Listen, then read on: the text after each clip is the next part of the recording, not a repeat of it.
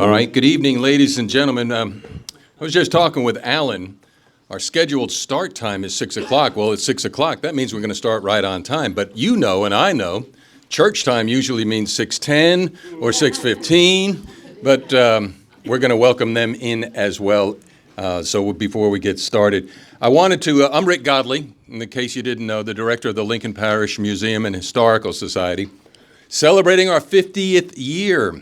It was founded in 1975 in December, so I made this our 50th anniversary, and since it was December 5th, I'm going to make next year our 50th anniversary. I'm going to milk that cow for all it's worth.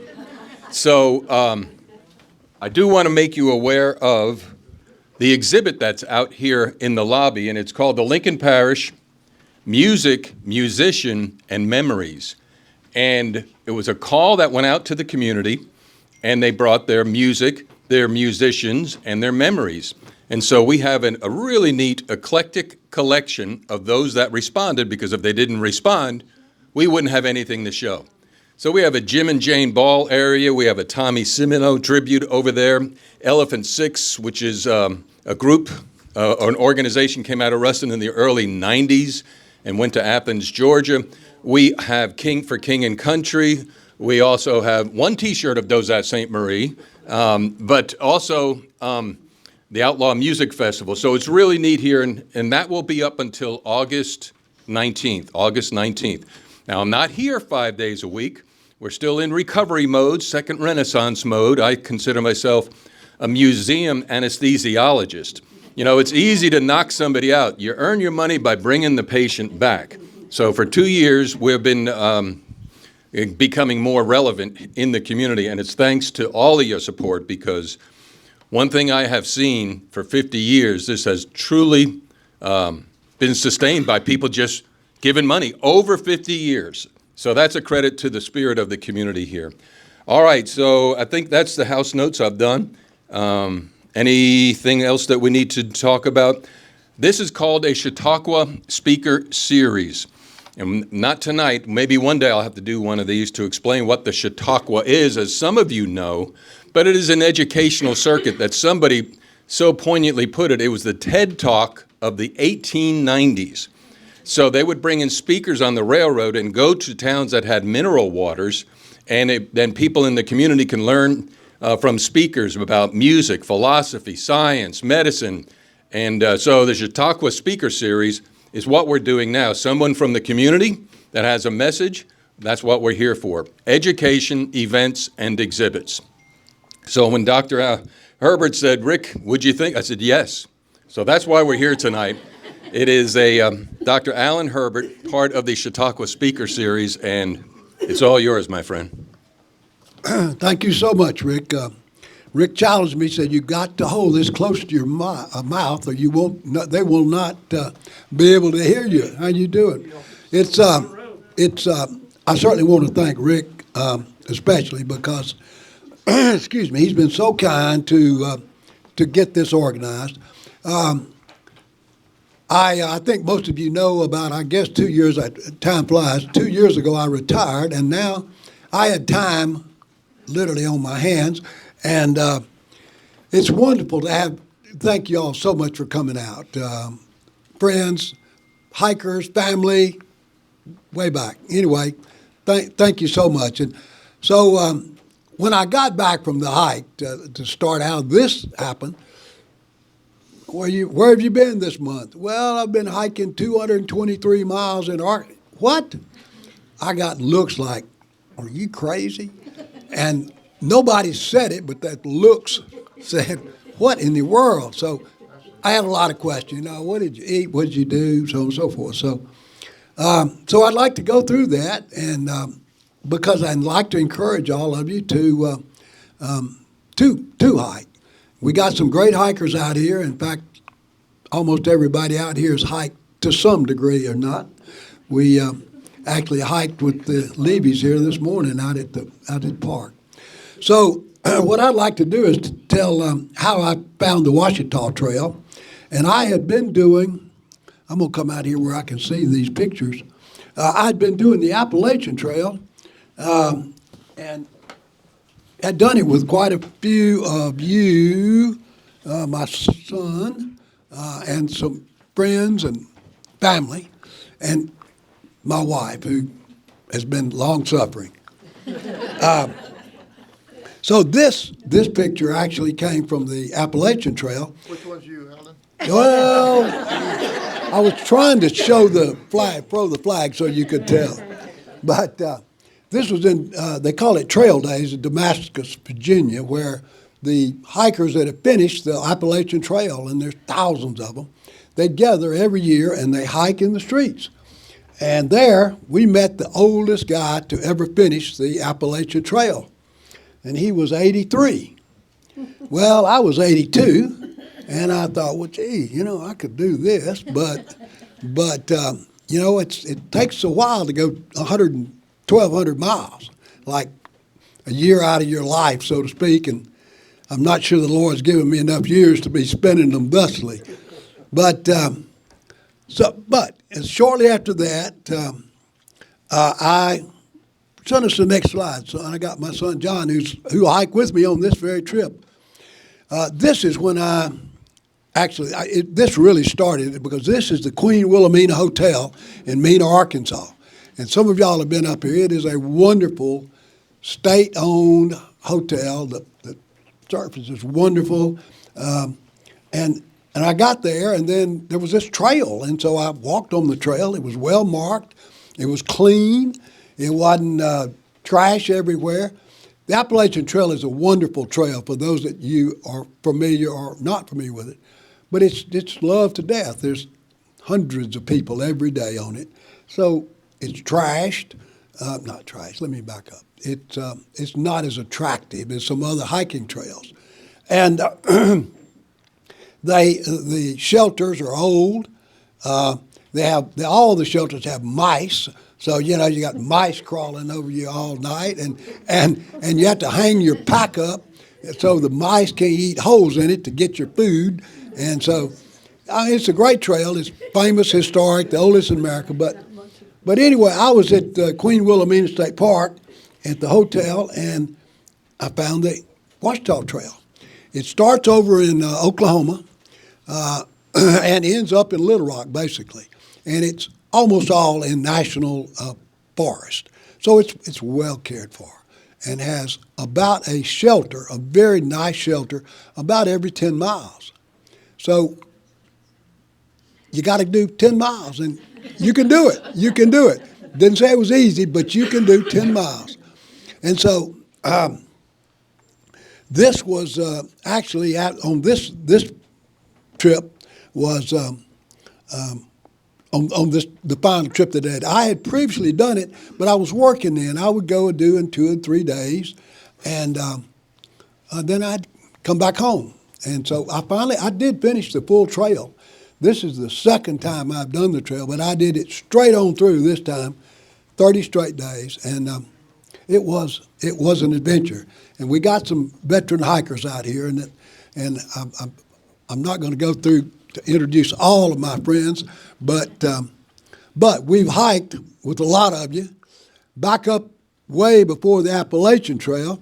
When Jerry Huckabee, my friend, was in Congress, we flew into a grass strip in the Bob Marshall Wilderness in Montana in a single-engine airplane, and we had to wait till it was 3 o'clock in the afternoon so the air was heavy enough to get out of there, huh, Jerry? I can't remember. I remember taking off. Anyway, it was a fantastic view in the Bob Marshall Wilderness, and I've hiked with my kids and my wife. We've hiked in Switzerland, Hawaii, England. I'm going to forget some of the memorable trips. I've got kinfolks back here that are pretty hardcore hikers themselves, Susan, Allen, Tripp. So I had a lot of questions, and I'm going to tell you a little bit about this, and then I want y'all to ask questions, and I'll try to tell you. I'll try to answer them. So this was, as I was starting out on the 4th day of this trip. Go ahead, let's see the next slide. I don't know. Oh, yeah. These are the shelters. And until you've walked 10 miles, you don't appreciate how great it is to have something to sit down on. You know, if the only thing you got to sit on is a rock that's uncomfortable, or maybe a log that's going to roll out from under you, this is heaven to get to sit here and shelter, not have to worry about carrying a tent. So these are really great shelters. I'm not sure which hike this was, but basically you get tired. More Ruston High people. Can't recognize everyone. I could, but we got Ruston High well represented here, including Dr. A.E. and A.E. Phillips. Told you to be here right on time. Yeah. It's only monsooning. Yeah. RHS. So anyway, we're on the Appalachian on the Ouachita Trail right now, and okay, let's see what else you got. This is the Ouachita River. This is the Ouachita River. You go past just a few miles from the origin of the Ouachita River, and I put that on just to show you a little. Now, I started this in the 1st of March. Was a wonderful time to do it. You still got winter. If you up in northern Arkansas, as Dr. Ballou can tell you, in January and February, you can get some snows and some big cold.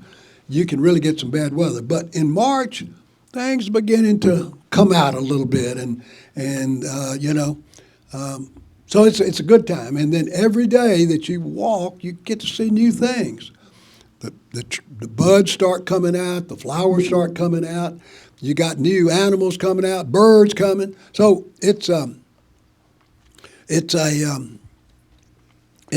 adventure, and I want to try to encourage all of you to stay active. And it takes some effort, to say the least. Go ahead, let's see what the next slide you got. I took this picture in the morning time. Again, you're out in the woods. You're miles and miles from anywhere. You get to see the stars at night, the sun in the daytime. Like I said, all the animals and trees. People ask me, did you see any bears? I didn't see any bears. I saw one deer and 2 wild turkeys. And interesting, the whole time I didn't see a single squirrel. Must have passed 1,000, but when you're hiking, you're down here, you're not looking for up in the woods. So I didn't see a single squirrel. You see any elk? I wish I had, but unfortunately it didn't come that far down. They're up in the Ozark. This is Ouachita. I don't think they got too many. They would be wanderers if they got down this far. Starts over in Oklahoma, like I said, and ends up in Little Rock, in the Ouachita Mountains. Okay, let's go ahead. Oh, there's more A.E. Phillips arrivals. This is another shelter, and glad to be there. Oh, this is toward the end because I had my tennis shoes on then. When it started out, and you obviously were concerned that you're going to be able to carry all this weight. So that's pretty critical, and I was really very conservative when I started because I was a little scared that, I couldn't make it. Where's the bartender? Well, you did notice that, didn't you? Spider here taught me how to run the hurdles in high school. Go ahead, let's. Oh yeah, this is Lori's Vista. This was a lady that, is just a wonderful lady that's on the trail. She runs a cafe, gets up at 4 o'clock every morning to start making food for hikers and truckers that come through at the Bluebell Cafe. And she's been so helpful to people that hike this trail that the Forest Service made a vista there and put her name on. Lori, I can't remember her name. Fascinating girl. She's not a girl. She's a straggler, too. Yes. She'll pick you up and carry you wherever you need. So if you can reach her, and that's another issue of communication, can you get your cell service out there? And Josie was just convinced she was never going to hear from me again, but I was able to get her on the phone and assure her that I was still alive. And okay, that's Lori's Vista. This is the trail, the blue mark. This means a mile marker, and they have these markers on the mile markers, and you're real happy to see those mile markers. my friend Bob here asked, well, what did you think about? Because you got a lot of time to think. I spent 3 days, I didn't see another soul. Just 3 days by myself, spending the night. And you get out there, and spider like this. I got to mile 80, and I said, that was my son's football number at Ruston High. And I came to 81. Whose football number was that? Charlie Hinton. Charlie Hinton was 81. And then we got to 82, and I thought it was Don Hammond. But he was 92. I found out later from Maria. And 83 we didn't. And 84 was my number. So, I mean, you have to think about something. So, yeah. But I was happy to see every one of those markers, I promise you. I talked to number 77 today. You kidding me? Sammy Simonton, he was our running back on the 59 Bearcats. Tore his knee up over at Homer. Yeah, okay, go ahead, son. This is just poor fellow out there in the woods. It looked like the good thing about the early part is you can see the vision. The leaves hadn't come on the trees yet, so you got good vision. That's a sad looking picture.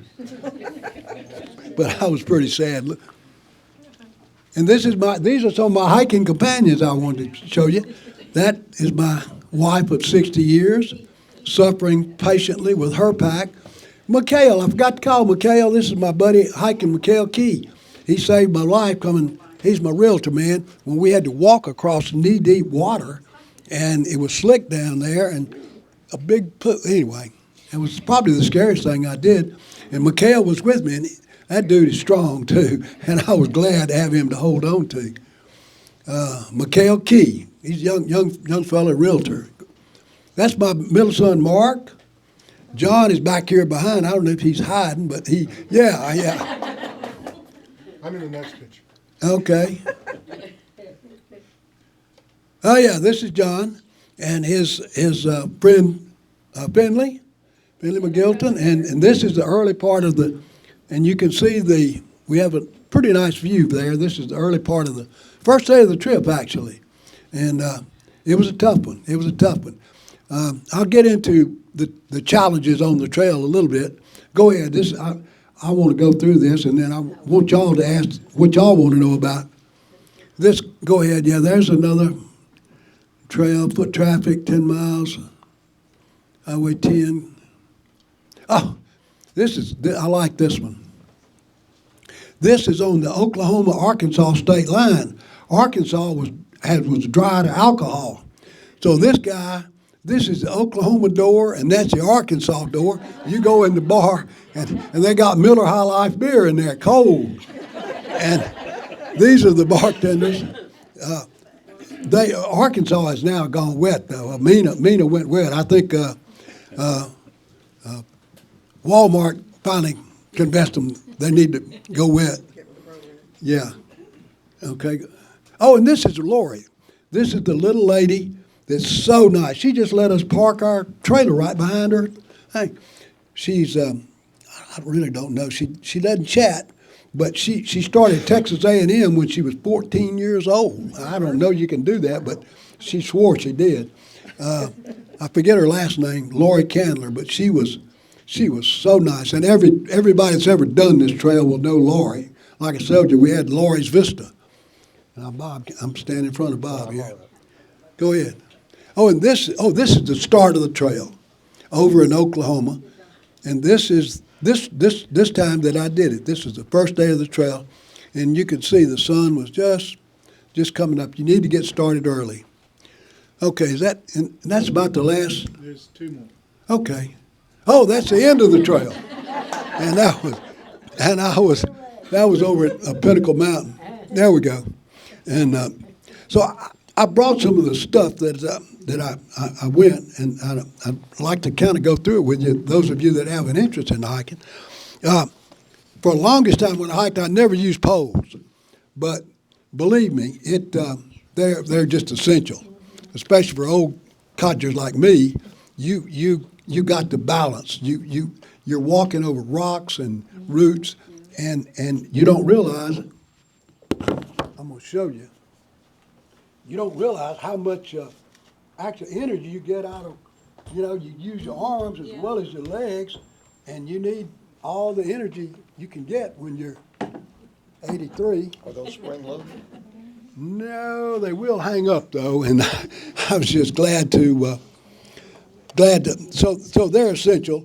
This is a puff jacket, then it's a pillow and it keeps you warm. It's just a down jacket. I got this on this trail. I'd always just use little old plastic things when it rained, but this is warm. And you can lay on it. It's just a raincoat. It's nothing special about it. And that is your little day pack. And at the end of the trail, I was able to carry everything in a day pack. And it sure made the day better, not having to carry that. I never knew exactly, 25, 30 pounds of weight, but it was all, I could go more than 10 miles, but 10 is really all you want to do. And wave when I'm going too long, I get, basically the first 2 miles of every hike is wonderful. You're clear, you're talking, you're not talking, it's just great. Well, miles 5 and 6, still having a great time, but it's getting to be miles 7, 8, and 9. The fun is mostly gone. You're there, but you're going, and you're looking to find that shelter. And as I was telling someone, you almost hallucinate sometimes. Well, it looks like a shelter up there, but we were always glad to see that shelter. Okay, let's see. Other stuff I want to talk about. Little things I do want. A lot of people always ask me, what did you eat? The first day I just carried apples and oranges and candy bars and some peanuts and some pecans, and that's all I ate. But as I saw I could do this, I finally got brought my little pocket rocket heater and had hot food, frozen food. And it's pretty good when you're hungry, when you've been walking. Only lost 3 pounds over the month. So that was good. Actually, it's freeze-dried, not frozen. Frozen, freeze-dried, that's it, that's right. How much weight you lose? 3 pounds, 3 pounds. It's frozen when you're. I didn't have a lot to lose is the problem. Yeah, you just have to get boiling water and put it in there and wait 2 minutes, and it's pretty good. It's getting better all the time, too. Okay, I was going to go through shoes, too. These are my old hiking boots. These are Zambranas. They're really good boots. And as you can see, you're walking on rocks. Most folks are hiking with low quarters now. It used to be worried about your ankles and spraining your ankles.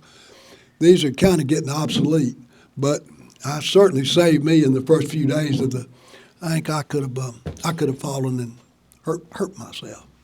But I ended up actually on flat ground and just regular old tennis shoes and did fine. Okay, I wanted to tell about that. How long have I been going, Rick? You got my timer?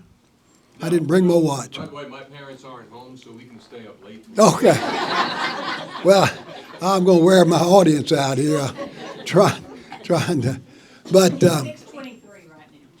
Oh, that's just about right. And then nobody's gone to sleep yet, and shifting around too bad. Like when it's all going to be over. Tell them about your experience when Uh-oh. Elsie and I Uh-oh. came to get you one time Oh, on the trail. that was. This trip? Oh yeah. Different. Going a different trip, but it was the same spot. Yeah, I got out there and I couldn't find my water, and there wasn't any water there. Now along this trail, a lot of it's apparently built by CCC, and along it you have lots of small ponds, 3/4 the size of this room.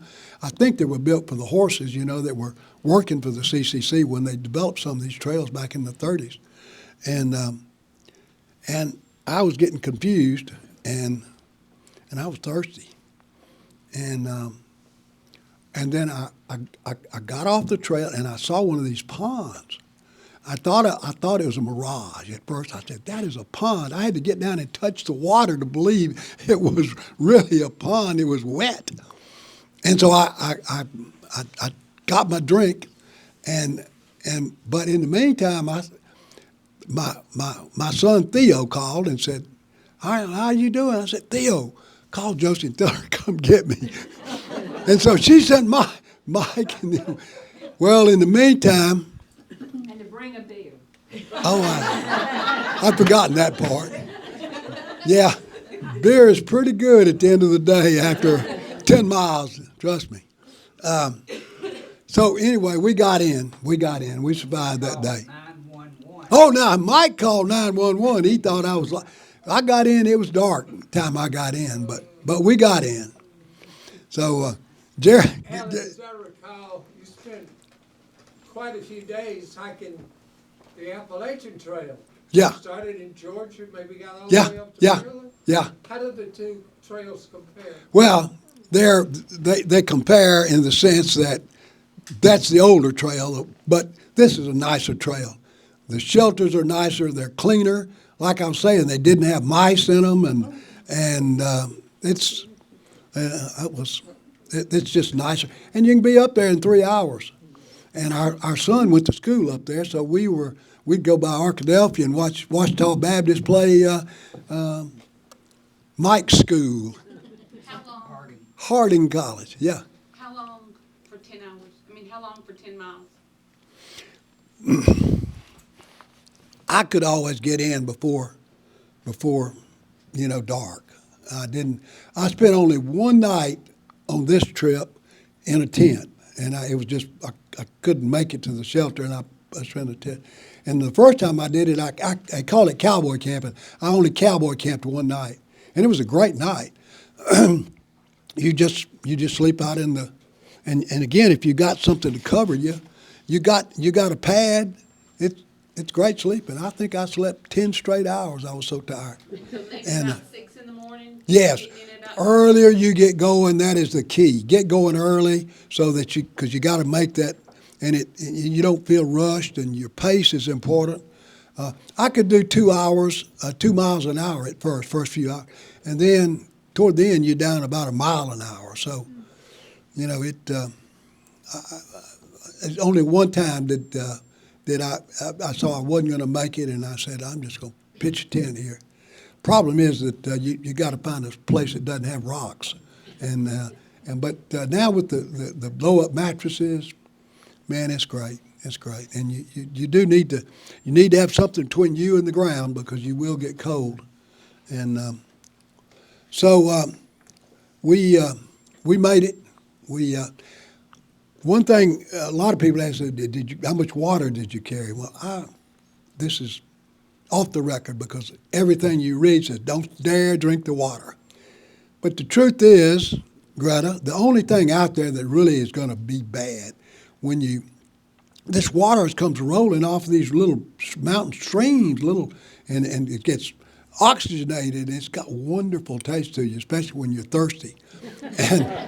And I think we don't realize how bad that the taste that we have in chlorinated and fluorinated water has taste to it because we just drink it all the time, and that water is wonderful out there. And so I just drank out of the streams mostly. And we had rain, and the maps, we have wonderful maps, so you can tell when you're going to get some. So water really wasn't an issue. I just carried one, honestly. I don't recommend this because you can get dehydrated. That is an issue. I just carried one little bottle of water, and that always could get me by. I could. I didn't run out of water, and okay. Well, that's what happened, and I'm so delighted to have so many old hiking partners here, and so maybe more future hiking partners. Joanne?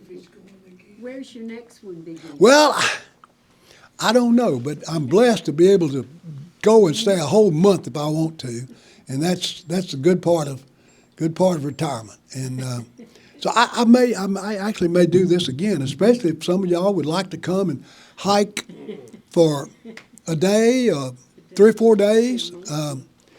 We're always looking for companions. One way that we made this, and it lasted a month, was we took our trailer Yeah. and a car. And for 15 days, I stayed at Queen Wilhelmina in our trailer. But every 3 or 4 days, I would pick him up. Either the trail came near the road or somewhere that I could pick him up. And I would pick him up and bring him back, let him take a shower, and feed him, and then feed him, and then put him back on the trail. Let me tell you, and that food and that shower and that soft bed is really nice after 4 or 5 days on the trail. So you don't appreciate things until you don't have them. And Did you hike any of it, Justin? Oh, this She did one night with- I did. I hiked one day and finished. a little short hike. It's a great little hike, by the way. If you can only, it's like 4 or 5 miles down to that shelter. It's only 4 or 5 miles. Yeah, to that it's shelter. a good easy hike with a nice shelter, and then the road the next day is just a half a mile down the road. So it's a good little fun hike. And In the shelters, do they have like a little bunk for you to sleep on? no, just have slats, just a platform, Yeah. Yeah. So you have your little mattress you blow up. Yep, and lay on yep. One time, did we ever, well, you slept, the first day, this time, there was another couple that stayed in the shelter with us. Yeah, And then yeah. one time that he and I were walking before, there was one lady hiking by herself, and she spent the night in the shelter with us. Yeah. You don't meet a whole lot of people on the trail. Yeah, you don't, but you'll run into quite on this hike. I met this one guy. He was a young guy, and he was all decked out, had all this stuff. And he said, "Well, my divorce was final today. I wanted to go hiking." And so you meet a lot of people, and you're always glad to see them, because you hadn't seen, and they're nice people. All ages, all sexes. Lots of women, groups of women, single by themselves, and on both trails, the Appalachian Trail as well as the Ouachita Trail. Oh, and you came across a guy ran the trail. Trail in 4 days. Yeah, a young kid, and he came running down the trail. He ran 200 miles in 3 days. 4 days. 4 days. He was going for the record as to how quick you can do it. He was a kid. I don't say a kid. He was a college student. That's a kid to me. Yeah. What's your next adventure? Well, I don't know. I'm wide open. Now, my cousin Susan Tripp Allen. Now she's adventuring. She's done them all. Now I don't know about sleeping on the ground. You've done some sleeping on the ground. Very little. Second cabin. Oh, did y'all? Yeah. Well, they're bicyclers, and she got a hiking group that hikes. And Did you see any bicycles out there? Trail very few parts of trail are cleared for mountain biking, but I saw 1 or 2 trail. I didn't run into a single biker, but I saw a few tracks. And What was the trail's condition? Is it rocky the whole time? Is it anything like that? the first part is there's a lot of rocks, and the hard part are these rock slides that are about, some of them are as wide as this room, and so you're walking from rock to rock to rock, and it's a fall. Our bones are not are more brittle than they were at one time. You don't want to fall, and so that's where the good shoes and the hiking poles come in, and we're just blessed to be able to do it, and you all can do it. Now, you want to hike? We got a wonderful park right here, the Parish Park, a wonderful hiking trail. Get out there and see how many miles you can do. If you can do, yeah. What did you Neighbor? take that you wish you hadn't taken? That's one thing you always, because when you get in after carrying all this stuff, you say, and you didn't use it, oh man, I wish I hadn't.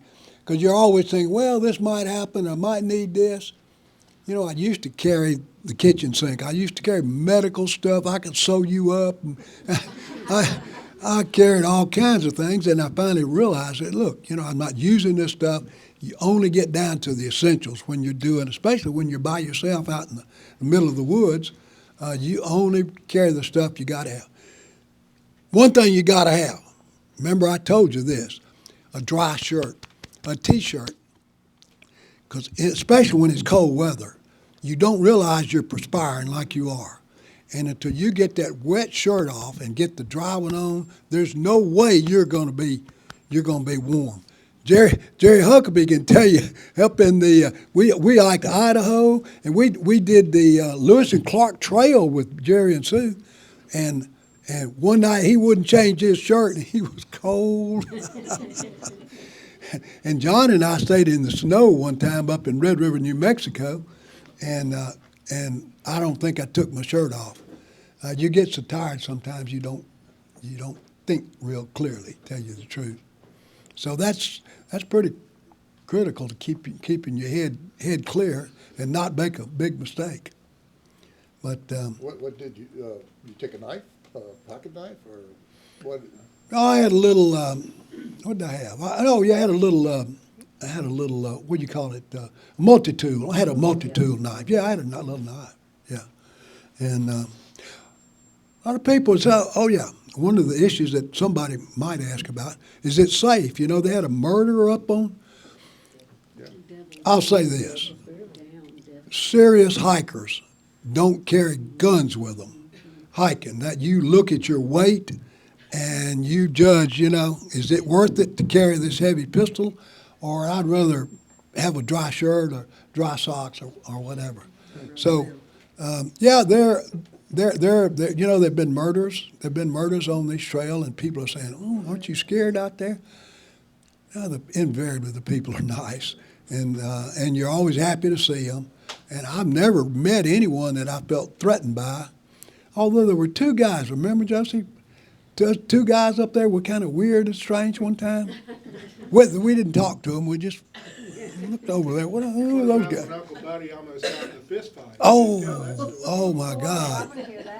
Oh my God. You tell it. No, it's not my story to tell. Well, let's see. How did it go? There was this guy there, and Buddy and I got to carrying on. You know, I don't know. I mean, some of y'all know our friend Buddy Spillers. And he was telling stories, and I was telling stories, and this old guy, what did he say? He said, I know, he got pissed off. yeah, he jumped on Buddy. And he didn't want to mess with Buddy Spillers.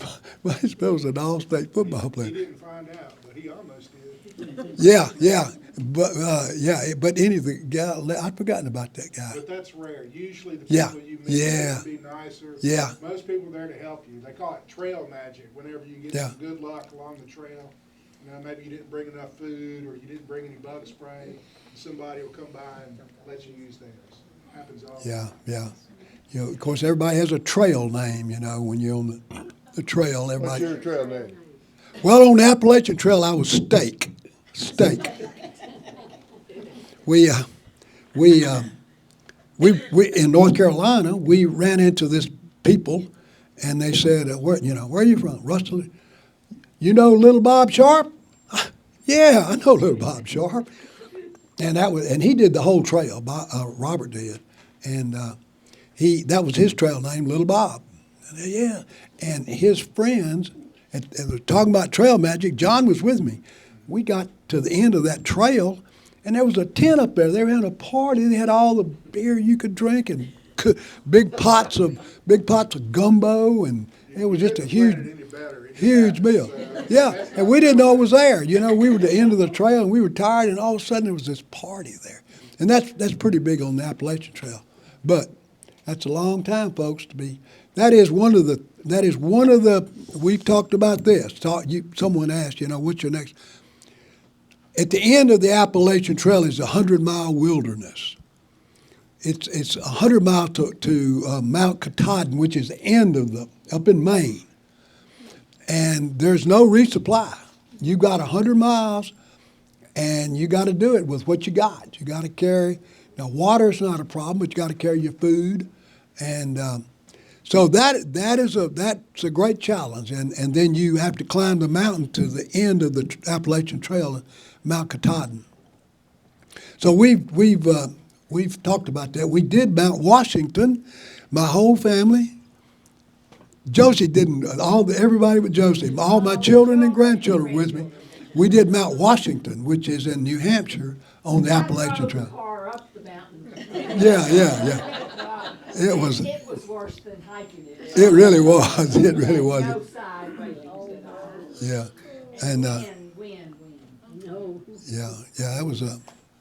If you really want to know what it's like, you need to ask Finley. We took him on his first hiking trip. It was on the Ouachita Trail, and I believe he had all the walking he wanted by the end of it. He never complained. I want to brag on that boy. He didn't whine. He didn't cry. At least he didn't cry around me. He didn't. I was getting myself into. Yeah, he made it all the way, just like the big boys, and never complained. I will say, In fact, I think he sent him, saved your life. yeah, I sent him with some snacks, and he said, "Mama, the first night I got out my Slim Jim and it was frozen. I knew it was gonna be bad." Yeah. He about fell into the fire when we were cooking steaks. Oh, that's right. You did save me. I forget. And what was the Thank best you, part? Finley. What was the best part of the end? Probably getting home. Yeah, no, I'm trying to think. They had a Country Time store, and those hamburgers were pretty good. Oh, yeah. I had a picture of that store, and they really have some wonderful, wonderful hamburgers. Again, One of the best hamburgers I've ever outdoors, everything is better, you know? They You came know. out of the woods and they all said, "We're hungry." And Mr. Allen said, "We gotta stop at the bar first, get the Miller High Life," and then we went to the store. That's right. It's just down the road. Burger like that and eaten in months. Yeah, you appreciate things only in their absence, and so That you, little store is right down below Queen Wilhelmina. right down the hill from the state park. So, 70 or something. yeah. So anyway, all you need, and we'll help you with the equipment choices. They used to have a magazine called Backpacker, and they don't come out anymore. It was a wonderful magazine. It's all online now, so I don't get it anymore.